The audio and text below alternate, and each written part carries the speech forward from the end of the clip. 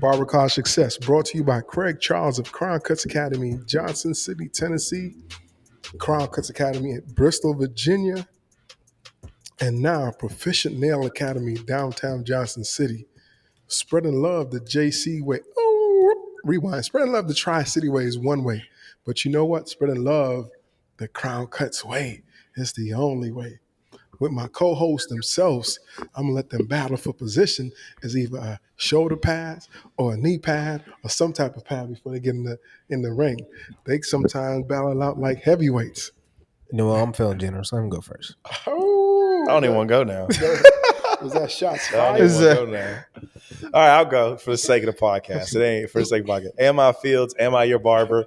I'm happy to be here. Ammi's Barbershop. Shout out my spot, I guess. I got my own shop. So, sir. Jordan Barr from Bristol, Tennessee. J Bob on Instagram. Coming here from Studio 423. Is that the name of it? That's the name I'm gonna go with it. Studio 423. Okay. Yeah, that's what we're going with. That's what we're going with. I like it. So we're gonna elaborate on that in a minute. Okay. Yeah, no doubt. But again, my man Sam, introduce yourself, Sam. Tell us your name, tell us where you're from, and just ad lib a little bit. Coming like a rapper. Get my little intro in, right? So it's Samuel C. Shears signing in from the Bay Area. I have my Shears studio, which is in Fremont. So you're ever in the Bay Area, need a haircut, get that chop. I'm right here, Shears studio in Fremont. Been cutting hair since I was 14. I'm 20 years in the game now. And for those that think like my last name really is Shears, it's not, but it sounds good. You know, it sounds good. You should change it. You legally change it. Yeah, I could, right? Yeah, I already got kids though. I got kids now, so I don't want to do that. Change their name too. Everybody Shears. That's what's up. But again, spreading love the Crown Cutz way is one way. You know what we do on the show? We come and drop gems and make it do what they do. The podcast, basically, you know what it's about. We're gonna give you a little bit of everything, a little bit of knowledge, a little bit of just understanding from a barber's perspective where it started, how it started, how to get started. Because a lot of barbers sometimes they get it twisted, and one thing I want to talk about is the inception of barbering and why it's so great and why it takes time. And I'll let you elaborate on this a little bit, Sam, but I had a conversation with a barber yesterday, and he's been out of school for about like 2 years now. And he said he hit his stride. He just hit his stride. And typically, when we talk on the podcast, we kind of came up with an assessment that most barbers, they'll hit their stride about 2 years out of school, maybe a year and a half. Some hit it might before, some hit it might hit it after. What do you think about that, Sam? Yeah, I think I don't know the time frame for real. Like when I got out of school, I was 2 years before COVID. Right. So then COVID hit. I had to shut everything down, and that's a whole nother story. We can jump in that later. But I think it sounds about right. About 2 years, maybe 2 or 3 years, you really like get yourself established. If you want to pick your perfect location, if you have to go shop to figure out what's your good vibe, right? You might shop hop for a little bit and then build your clientele up, figure out what system works for you, and obviously honing your skills. But I think it also depends on like the origin story, right? Like what's the origin story? So how long were they cutting? Were they just not cutting at all? And then they went to school and then it started from that's like the inception, or was it the origin story? Like I think most barbers where it's like you started, young like myself, and then he was cutting out your garage or the bathroom or whatever the case may be, and then you got your years up, your reps up, and then you decided to go to barber school to legitimize yourself. So it depends, but I say about 2 years sound about right to me, though. Well, the reason I brought it up is because we still have students who still will be 3 months, 4 months in school, and they're like, I'm not learning nothing. I'm like, you're 3 months in. You compare yourself to a barber who has been out 20 years. That is undefeated. You're not going to win that. I feel like students really start saying that when they learn how to cut. When they finally learn how to cut, they're like, "Man, I ain't getting nothing from this school." When they finally start, their cuts look all right. Like they think they're good, but they that's when they really start hating a little bit. Is when But I think so too.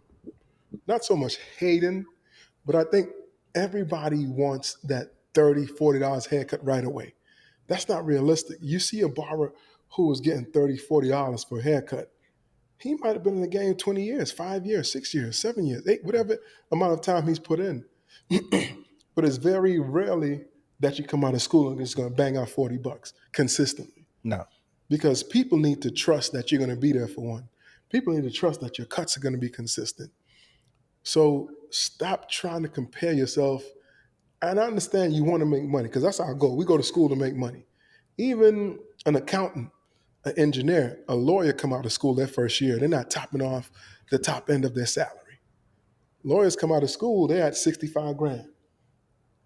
Some of them below that, believe it or not. yeah, But they still have that 250, 260, almost $300,000 in debt. yeah. Oh, yeah. You know what I mean? So it still happens. It's undefeated. You cannot compare yourself to a licensed, experienced barber who's been in this industry for years. And I don't know what it's going to take for students to realize that. I feel like there's two ways to take it. Like if you're a student and you have a favorite barber and you're like, dang, I want to cut like him, you shouldn't look at it as a way as like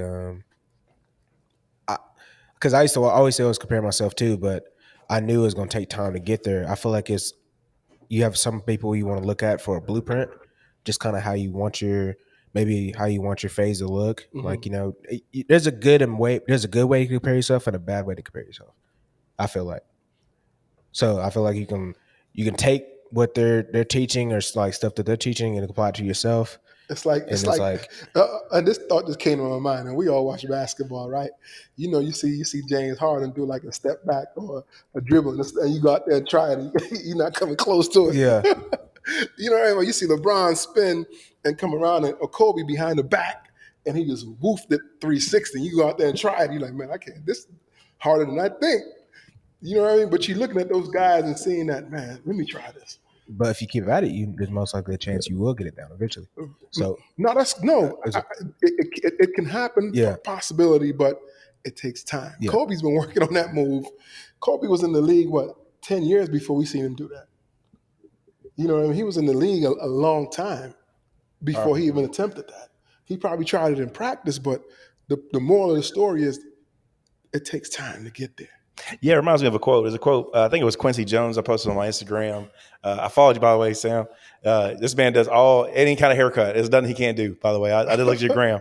But anyways, there's a quote by Quincy Jones that says, man, it takes a long time to finally start to sound like yourself. And when I read that, it hit home immediately. It's like when you first start cutting, you're comparing yourself to this guy, this guy, this guy, this guy.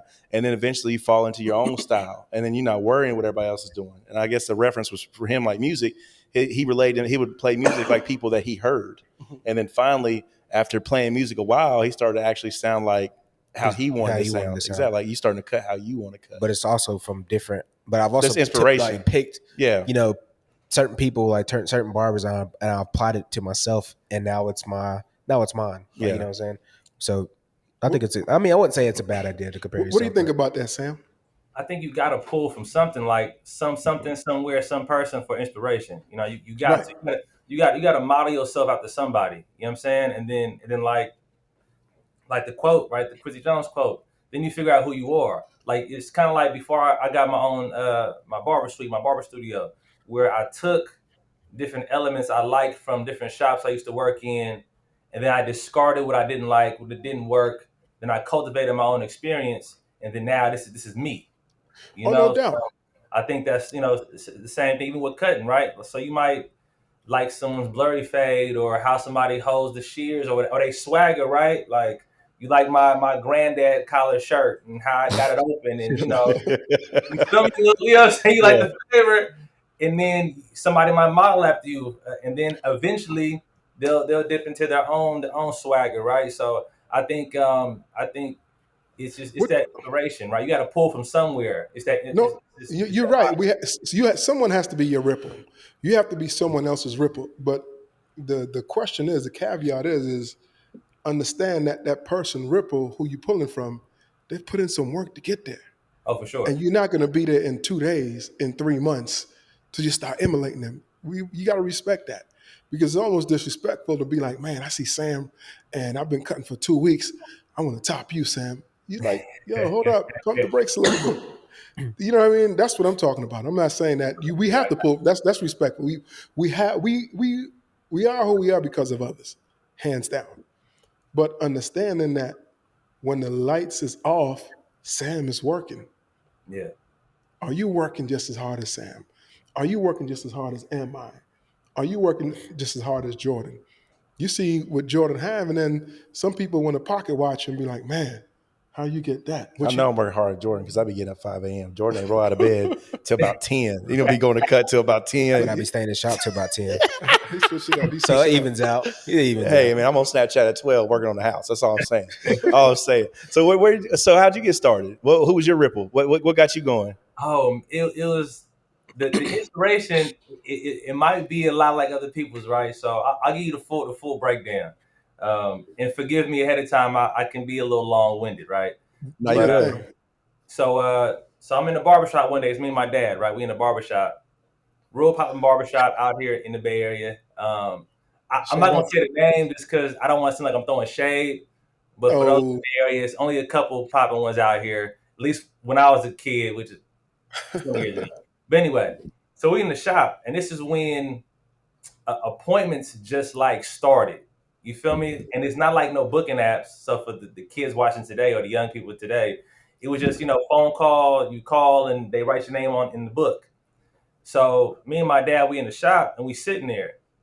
It's like 4 barbers. So all the barbers are there, but nobody's in the chair, right? ooh, So me the and dick. Pop, so we asking like, yo, What's up? you feel me? So we like, yo, can my son get a haircut? Cause me and my dad, it's a big age difference. My parents are in their 70s, their late 70s, right? So he That's has his right. own barber. So he literally took me to a barber that can cut my hair like the younger kids, right? Right. So we You want to sit get you. here 10 minutes, 15 minutes. It's approaching 30 minutes. So Pop's like, we about to just leave. So we did. I'm walking out. I'm telling myself, I can do this shit myself, right? Mm. So we end up going to Costco, not the same day, but like we end up going to Costco. And everybody knows Costco got everything from clippers to caskets, right? Yeah. So Two cat food. you feel me? So we walked in Costco in El Cerrito, for those that know, you know what I'm saying? El Cerrito, Costco. And, Dad shows the membership card. We walk in and literally we walk in the door and it's a big pallet of wall home haircut system. You feel me? The instructional DVD, the cape, all the guards, everything. He bought it for me and I've been cutting hair ever since. That's what's up. And then when I got good, my mom bought me my Andy's Masters. You know what I'm saying? To up my. You got upgraded. You feel me? Check this out. Who's to say what is good or bad? A lot of times we run into situations and we think it's really bad, but that situation helped you. You got to tell those brothers thank you. No, facts. You know what I'm saying? So when I run into him, he's not gonna know. I was just a Right. kid sitting down, but when I run back into him, I let him know. Like appreciate it. You feel me? I mean, that's what's up, though. I mean, but think about how many stories like that that's out there. People went out there and they couldn't find. You may be in an area where you can't find someone to take care of your hair or cut your hair. And you're like, nah, I'm going to school. I got to get this right. Or you go in a situation where it's just your mother, and a lot of single parents, mothers who have boys, a lot of times it's intimidating for them to go in the barbershop. And then your mother start cutting you. Yeah. Like, you know what I'm saying? So it's so many variables, you know what I mean? Or sometimes you just want to be fresh every day. Everybody's getting a cut, and your parents don't have the income to get you a cut. So he's like, man, I want to get a cut every day. I want to get I want to look fresh for high school. All my lineups has to be tight. No, And it's so many variables out there how people start. You know what I mean? And that's what makes our industry so fun and so enjoyable, because it's great to hear people's stories. You know what I mean? And sometimes by default, you gain by default. You walked in and them dudes just, and that still happens. Like dudes, even students sometimes they get, oh, I got an appointment. You got an appointment, you in school. Oh, I'm leaving at 4:00. It's 3:15. I can't cut. right? I'm like, what are you here for? You here to sharp? You're not here to sharpen pencils. You here to cut hair. So every opportunity you get to cut some hair, even when you license, you should take advantage of it. If you could squeeze someone in to make that person there, you don't know what he could have made, how he could have made you your day as a kid, because you wanted that fresh cut, No, for sure. and it's 4 of them. You know what I mean? So, and I think sometimes that's how barbers in our industry get it twisted. They miss great opportunities to bond and build with people. No, big facts, big facts. And they kept pushing my line back. Like, it used to be like, I'm still a little thin on this side. That's what people do all the time. So you know, my like, question for you is, like, I know you're in the Bay Area. I'm sure there's a ton of amateur barbers out there, and it could have been you. You know, you could still be cutting in the garage. So what pushed you to go from amateur to legit? What made you do that? What inspired you to do that? great question. So once I started cutting, and I'll keep elaborating on. So after I got the clippers and I'm cutting myself, and I'm, you know what I'm saying, like Craig was saying, I'm over here blending myself, make sure I look fresh every day for school, and putting designs on my head, and I got good. Pushing yourself back. You feel me?